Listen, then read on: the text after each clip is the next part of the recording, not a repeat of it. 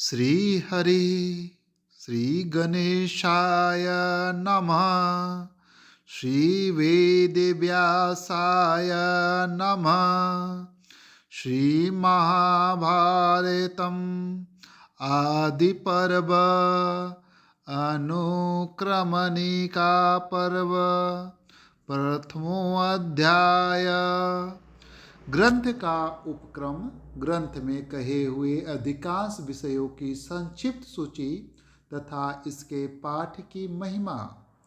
नारायणं नमस्कृत्यं नरं चैव नरोत्तमं देवीं सरस्वतीं व्यासं ततो जयमुदीरये।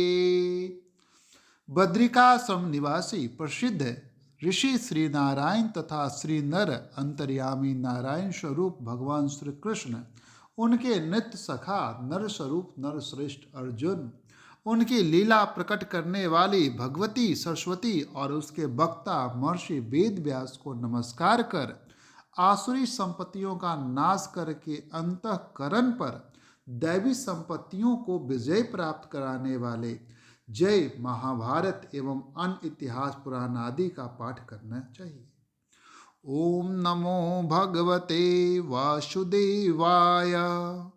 ओम नमः पितामहाय। ओम नमः प्रजापतिभ्य। ओम नमः कृष्णद्वैपायनाय। ओम नमः सर्वविघ्न विनायकेभ्य। ओम कारण स्वरूप भगवान वासुदेव को नमस्कार है। ओम कारण स्वरूप भगवान पितामह को नमस्कार है। ओम कारण स्वरूप प्रजापतियों को नमस्कार है। ओम कारण स्वरूप श्री कृष्ण द्वैपायन को नमस्कार है। ओम कारण स्वरूप सर्व विघ्न विनाशक विनायकों को नमस्कार है। एक समय की बात है, नैमिषारण्य में कुलपति महर्षि शौनक के 12 वर्षों तक चालू रहने वाले सत्र में जब उत्तम एवं कठोर ब्रह्मचर्य आदि के व्रतों का पालन करने वाले ब्रह्म ऋषिगण अवकाश के समय सुखपूर्वक बैठे थे, सूत कुल के आनंदित करने वाले लोम हर्षण के पुत्र उग्रश्रवा सौती स्वयं कौतूहलवश उन ब्रह्म ऋषियों के समीप बड़े विनीत भाव से आए। वे पुराणों के विद्वान और कथावाचक थे। उस समय नैमिषारण्य वासियों के आश्रम में पधारे हुए उन उग्रश्रवा जी को उनसे चित्र विचित्र कथाएं सुनने के लिए सब तपस्वियों ने वहीं घेर लिया। उग्रश्रवा जी ने पहले हाथ जोड़कर उन सभी मुनियों को अभिवादन किया और आप लोगों की तपस्या सुखपूर्वक बढ़ रही है ना, इस प्रकार कुशल प्रश्न किया। उन सत्पुरुषों ने भी उग्रश्रवा जी का भली भांति स्वागत सत्कार किया। इसके अनंतर जब वे सभी तपस्वी अपने अपने आसन पर विराजमान हो गए, तब लोमहर्षण पुत्र उग्रश्रवा जी ने भी उनके बताए हुए आसन को विनयपूर्वक ग्रहण किया। तत्पश्चात यह देखकर कि उग्रश्रवा जी थकावट से रहित होकर आराम से बैठे हुए हैं, किसी ब्रह्म ऋषि ने बातचीत का प्रसंग उपस्थित करते हुए यह प्रश्न पूछा। कमल नयन सूत कुमार, आपका शुभागमन कहाँ से हो रहा है? अब तक आपने कहाँ आनंद पूर्वक समय बिताया है? मेरे इस प्रश्न का उत्तर दीजिए। उग्रश्रवा जी एक कुशल वक्ता थे। इस प्रकार प्रश्न किए जाने पर वे शुद्ध अंतःकरण वाले मुनियों की उस विशाल सभा में ऋषियों तथा राजाओं से संबंध रखने वाले उत्तम एवं यथार्थ कथा कहने लगे। उग्रश्रवा जी ने कहा, महर्षियों, चक्रवर्ती सम्राट महात्मा राजर्षि परीक्षित नंदन जन्मेजय के सर्प यज्ञ में उन्हीं के पास वैशंपायन ने श्री कृष्ण द्वैपायन व्यास जी के द्वारा निमित्त परम पुण्यमय चित्र विचित्र अर्थ से युक्त महाभारत की जो विविध कथाएं विधि पूर्वक कही है, उन्हें सुनकर मैं आ रहा हूं। मैं बहुत से तीर्थों एवं धामों की यात्रा करता हुआ ब्राह्मणों के द्वारा सेवित उस परम पुण्यमय समंतक समंत पंचक क्षेत्र कुरुक्षेत्र देश में गया, जहां पहले कौरव, पांडव एवं अन्य सब राजाओं का युद्ध हुआ था। वहीं से आप लोगों के दर्शन की इच्छा लेकर मैं यहाँ आपके पास आया हूँ। मेरी यह मानता है कि आप सभी दीर्घायु एवं ब्रह्म स्वरूप हैं। ब्राह्मणों, इस यज्ञ में सम्मिलित आप सभी महात्मा बड़े भाग्यशाली तथा सूर्य और अग्नि के समान तेजस्वी हैं। इस समय आप सभी स्नान, संध्या वंदन, जप और अग्निहोत्र आदि करके शुद्ध हो अपने अपने आसन पर स्वस्थ चित्त से विराजमान हैं। आज्ञा कीजिए, मैं आप लोगों को क्या सुनाऊं? क्या मैं आप लोगों को धर्म और अर्थ के गुर रहस्य युक्त अंतःकरण को शुद्ध करने वाली भिन्न भिन्न पुराणों की कथा सुनाऊं, अथवा उदार चरित महानुभाव ऋषियों एवं सम्राटों के पवित्र इतिहास? ऋषियों ने कहा, उग्रश्रवा जी, परम ऋषि श्री कृष्ण द्वैपायन ने जिस प्राचीन इतिहास स्वरूप पुराण का वर्णन किया है और देवताओं तथा ऋषियों ने अपने अपने लोक में श्रवण करके जिसकी भूरी भूरी प्रशंसा की है, जो आख्यानों में सर्वश्रेष्ठ है, जिसका एक एक पद, वाक एवं पर्व विचित्र शब्द विन्यास और रमणीय अर्थ से परिपूर्ण है, जिसमें आत्मा परमात्मा के सूक्ष्म स्वरूप का निर्णय एवं उनके अनुभव के लिए अनुकूल युक्तियां भरी हुई हैं, और जो संपूर्ण वेदों के तात्पर्य अनुकूल अर्थ से अलंकृत है, उस भारत इतिहास की परम पुण्यमयी ग्रंथ के गुप्त भावों को स्पष्ट करने वाली पदों वाक्यों की व्युत्पत्ति से युक्त सब शास्त्रों के अभिप्राय के अनुकूल और उनसे समर्थित जो अद्भुत कर्मा व्यास की संहिता है, उसे हम सुनना चाहते हैं। अवश्य ही वह चारों वेदों के अर्थों से भरी हुई तथा पुण्य स्वरूप है, पाप और भय का नाश करने वाली है। भगवान वेद व्यास की आज्ञा से राजा जन्मेजय के यज्ञ में प्रसिद्ध ऋषि वैशंपायन ने आनंद में भरकर भली भांति इसका निरूपण किया है। उग्रश्रवा जी ने कहा, जो सबका आदि कारण, अंतर्यामी और नियंता है, यज्ञों में जिसका आवाहन और जिसके उद्देश्य से हवन किया जाता है, जिसकी अनेक पुरुषों द्वारा अनेक नामों से स्तुति की गई है, जो रित सत्य स्वरूप एकाक्षर ब्रह्म प्रणव एवं एकमात्र अविनाशी और सर्वव्यापी परमात्मा व्यक्ताव्यक्त साकार निराकार स्वरूप एवं सनातन है, असत सत्य एवं उभय रूप से जो स्वयं विराजमान है, फिर भी जिसका वास्तविक स्वरूप सत असत दोनों से विलक्षण है। यह विश्व जिससे अभिन्न है, जो संपूर्ण परावर स्थूल सूक्ष्म जगत का सृष्टा पुराण पुरुष सर्वोत्कृष्ट परमेश्वर एवं वृद्धि क्षय आदि विकारों से रहित है, जिसे पाप कभी छू नहीं सकता, जो सहज शुद्ध है, वह ब्रह्म ही मंगलकारी एवं मंगलमय विष्णु है। उन्हीं चराचर गुरु ऋषिकेश मंद इंद्रियों के प्रेरक श्री हरि को नमस्कार करके सर्वलोक पूजित अद्भुत कर्मा महात्मा महर्षि वेद व्यास देव ने इस अंतःकरण शोधक मत का मैं वर्णन करूंगा। पृथ्वी पर इस इतिहास का अनेकों कवियों ने वर्णन किया है और इस समय भी बहुत से वर्णन करते हैं। इसी प्रकार अन्य कवि आगे भी इसका वर्णन करते रहेंगे। इस महाभारत की तीनों लोकों में एक महान ज्ञान के रूप में प्रतिष्ठा है। ब्रह्मनादि द्विजाति संक्षेप और विस्तार दोनों ही रूपों में अध्ययन और अध्यापन की परंपरा के द्वारा इसे अपने हृदय में धारण करते हैं। यह शुभ ललित एवं मंगलमय शब्द विन्यास से अलंकृत है तथा वैदिक लौकिक या संस्कृत प्राकृत संकेतों से सुशोभित है। अनुष्टुप इंद्र ब्रजा आदि नाना प्रकार के छंद भी इसमें प्रयुक्त हुए हैं। अतः यह ग्रंथ विद्वानों को बहुत ही प्रिय है।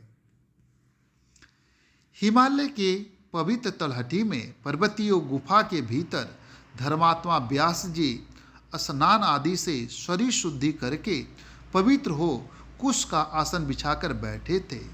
उस समय नियम पालन पूर्वक शांति चित्त हो वे तपस्या में संलग्न थे। ध्यान योग में स्थित हो उन्होंने धर्म पूर्वक महाभारत इतिहास के स्वरूप का विचार करके ज्ञान दृष्टि द्वारा आदि से अंत तक सब कुछ प्रत्यक्ष की भांति देखा और इस ग्रंथ का निर्माण किया। सृष्टि के प्रारंभ में जब यहाँ वस्तु विशेष या नाम रूप आदि का भान नहीं होता था, प्रकाश का कहीं नाम नहीं था, सर्वत्र अंधकार ही अंधकार छा रहा था, उस समय एक बहुत बड़ा अंड प्रकट हुआ जो संपूर्ण प्रजातियों का अविनाशी बीज था।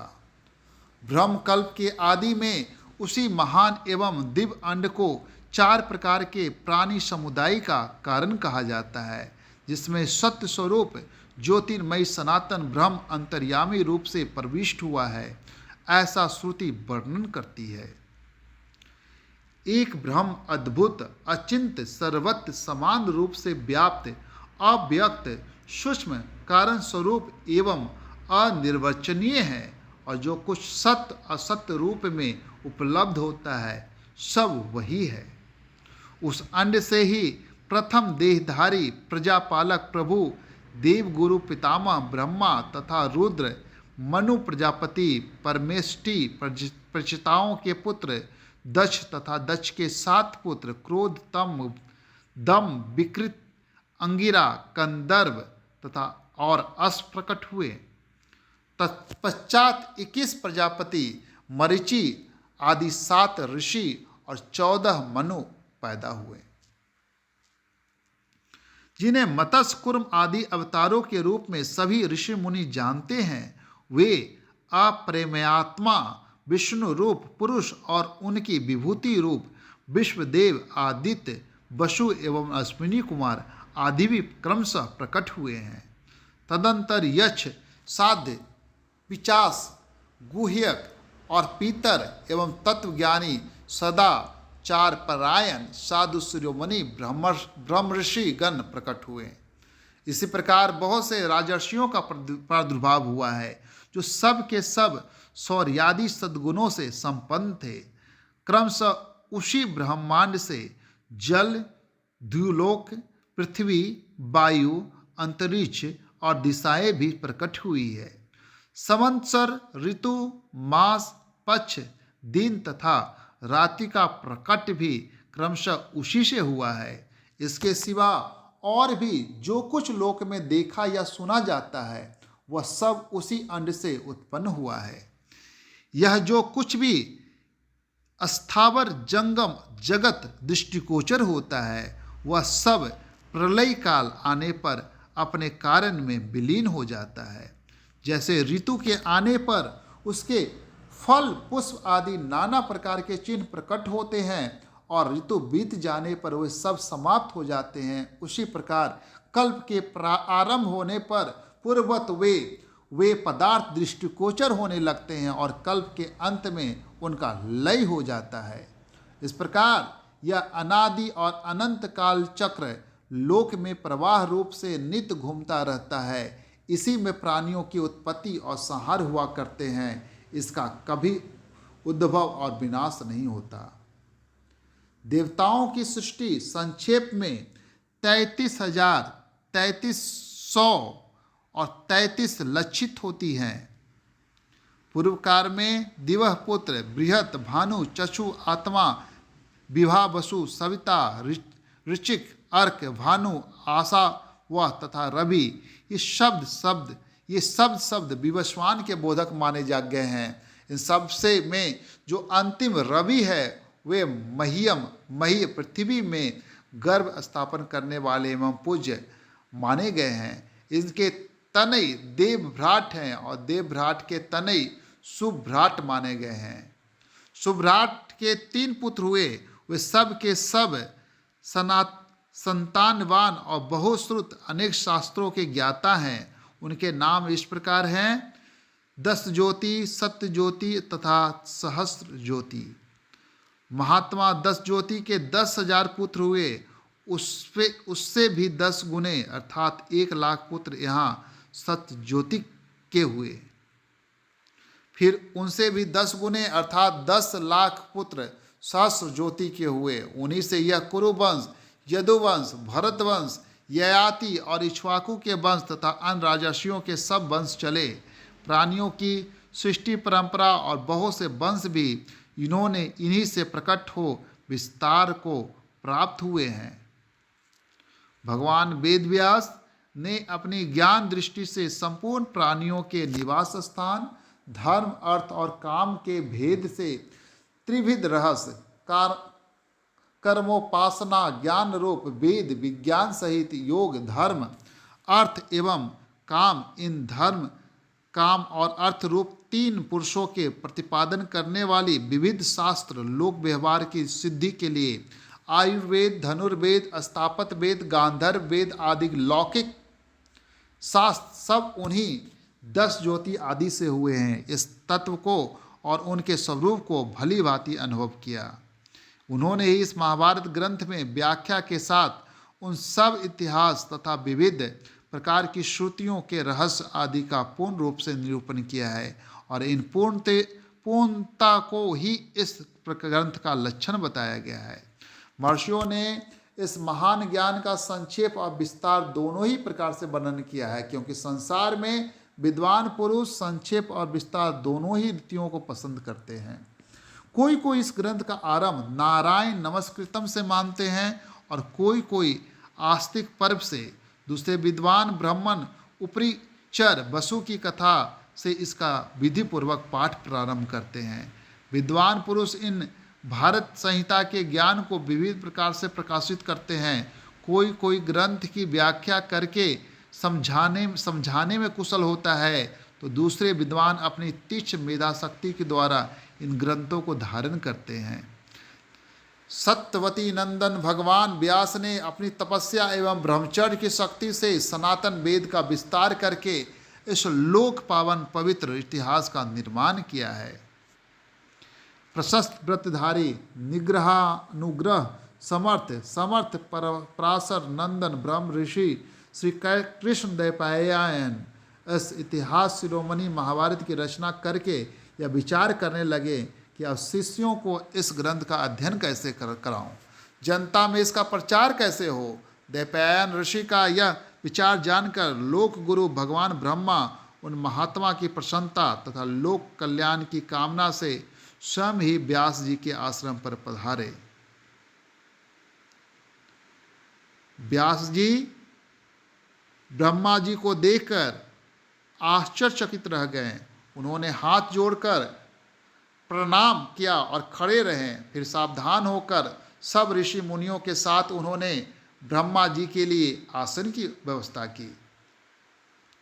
जब वो श्रेष्ठ आसन पर ब्रह्मा जी विराज गए, तब व्यास जी ने उनकी परिक्रमा की और ब्रह्मा जी के आसन के समीप ही विनय पूर्वक खड़े हो गए। परमेष्टि ब्रह्मा जी की आज्ञा से वे उनके आसन के पास ही बैठ गए। उस समय व्यास जी के हृदय में आनंद का समुद्र उमड़ रहा था और मुख पर मंद मंद पवित्र मुस्कान लहरा रही थी। परम तेजस्वी व्यास जी ने परमेष्टि ब्रह्मा जी से निवेदन किया, भगवान, मैंने यह संपूर्ण लोकों से अत्यंत पूजित एक महाकाव्य की रचना की है। ब्राह्मण, मैंने इस महाकाव्य में संपूर्ण वेदों का गुप्ततम रहस्य तथा अन्य सब शास्त्रों का सार संकलित करके स्थापित कर दिया है। केवल वेदों का ही नहीं, उनके अंग एवं उपनिषदों का भी इसमें विस्तार से निरूपण किया है। इस ग्रंथ में इतिहास और पुराणों का मंथन करके उनका प्रशस्त रूप प्रकट किया है। भूत, वर्तमान और भविष्य काल की इन 3 संज्ञाओं का भी वर्णन हुआ है। इस ग्रंथ में बुढ़ापा, मृत्यु, भय, रोग और पदार्थ के सत्यत्व और मिथ्यात्व का विशेष रूप से निश्चय किया गया है तथा अधिकारी भेद से भिन्न भिन्न प्रकार के धर्मों एवं आश्रमों का भी लक्षण बताया गया है।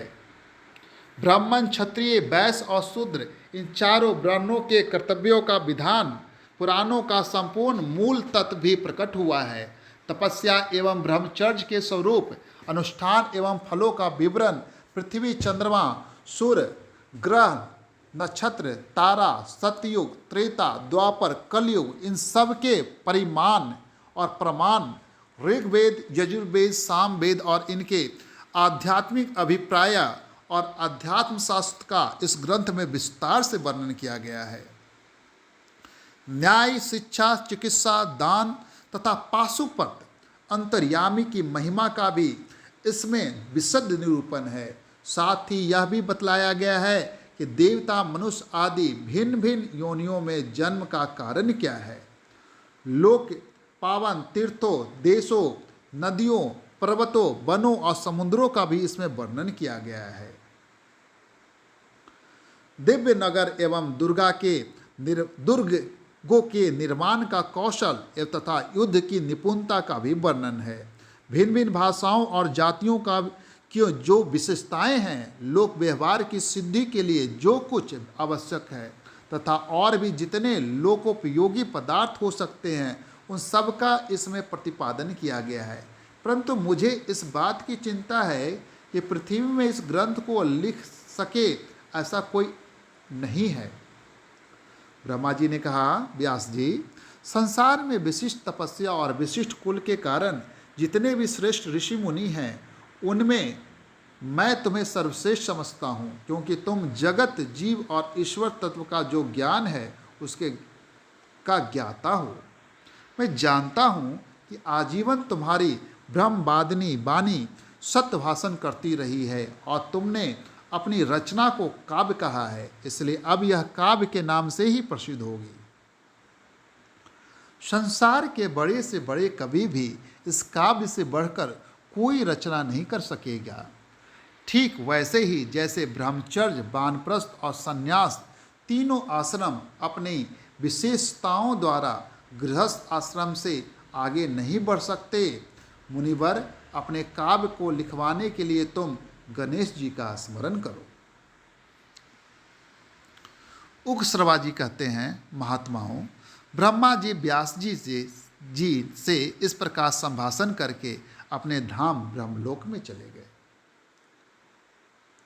निष्पाप शौनक, तदंतर सत्यवती नंदन व्यास जी ने भगवान गणेश का स्मरण किया और स्मरण करते ही भक्त बांछा कल्पतरु विघ्नेश्वर श्री गणेश जी महाराज वहाँ आए, जहाँ व्यास जी विद्यमान थे।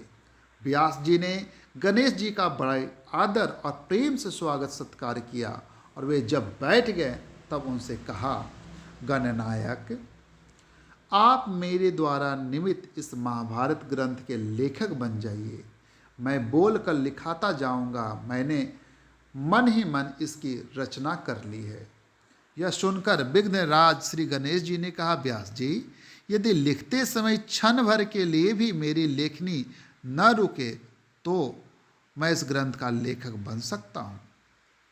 व्यास जी ने भी गणेश जी से कहा, बिना समझे किसी भी प्रसंग में एक अक्षर भी न लिखिएगा। गणेश जी ने ओम कहकर स्वीकार किया और लेखक बन गए। तब व्यास जी भी कुतूहलवश ग्रंथ में गांठ लगाने लगे। वे ऐसे ऐसे श्लोक बोल देते जिनका अर्थ बाहर से दूसरा मालूम पड़ता और भीतर कुछ और होता। इसके संबंध में प्रतिज्ञापूर्वक श्री कृष्ण द्वैपायन मुनि ने यह बात कही है। इस ग्रंथ में 88,800 श्लोक ऐसे हैं जिनका अर्थ मैं समझता हूँ। सुखदेव समझते हैं और संजय समझते हैं या नहीं, इसमें संदेह है। मुनिवर, वे कुट श्लोक इतने गुथे हुए और गंभीरतापूर्वक हैं कि आज भी उनका रहस्य भेदन नहीं किया जा सकता, क्योंकि उनका अर्थ भी गूढ़ है और शब्द भी योग वृत्ति और रूढ़ वृत्ति अर्थात रचना वैचित्र के कारण गंभीर है। स्वयं सर्वज्ञ गणेश जी भी उस श्लोक का विचार करते समय क्षण भर के लिए ठहर जाते थे। इतने समय में व्यास जी भी और बहुत से श्लोकों की रचना कर लेते थे। संसार जीव अज्ञान अंधकार से अंधे होकर छटपटा रहे हैं। यह महाभारत ज्ञानांजन की सलाखा लगाकर उनकी आँख खोल देता है। वह सलाखा क्या है? धर्म, अर्थ, काम और मोक्ष रूप पुरुषार्थ का संक्षेप और विस्तार से वर्णन। यह न केवल अज्ञान की रतौंधी दूर करना, प्रत्युत सूर्य के समान उदित होकर मनुष्यों की आँख के सामने का संपूर्ण अंधकार ही नष्ट कर देता है। यह भारत पुराण पूर्ण चंद्रमा के समान है, जिससे श्रुतियों की चांदनी छिटकती है और मनुष्यों की बुद्धि रूपी कुमुदनी सदा के लिए खिल जाती है। यह भारत इतिहास एक जाज्वल मान दीपक है। यह मोह का अंधकार मिटाकर लोगों के अंतःकरण रूप संपूर्ण अंतरंग गृह को भली भांति ज्ञान लोक से प्रकाशित कर देता है। महाभारत वृक्ष का बीज है, संग्रहाध्याय है और जड़ है। पौलोम एवं आस्तिक पर्व, संभव पर्व इसके स्कंध का विस्तार है और सभा तथा अरण्य पर पक्षियों के रहने योग्य कोटर है। अरणी पर्व इस ग्रंथ वृक्ष का ग्रंथि स्थल है। विराट और उद्योग पर्व इसका सार भाग है। भीष्म पर्व इसकी बड़ी शाखा है और द्रोण पर्व इसके पत्ते हैं। कर्ण पर्व इसके श्वेत पुष्प हैं और सल पर्व सुगंध है। स्त्री पर्व और एशिक पर्व इसकी छाया है तथा शांति पर्व इसका महान फल है। अश्वमेध पर्व इसका अमृतमयी रस है और आश्रय बासिक पर्व आश्रय लेकर बैठने का स्थान। मौसल पर्व श्रुति रूपा ऊंची ऊंची शाखाओं का अंतिम भाग है तथा सदाचार एवं विद्या से संपन्न द्विजाति इसका सेवन करते हैं। संसार में जितने भी श्रेष्ठ कवि होंगे उनके काव्य के लिए यह मूल आश्रय होगा।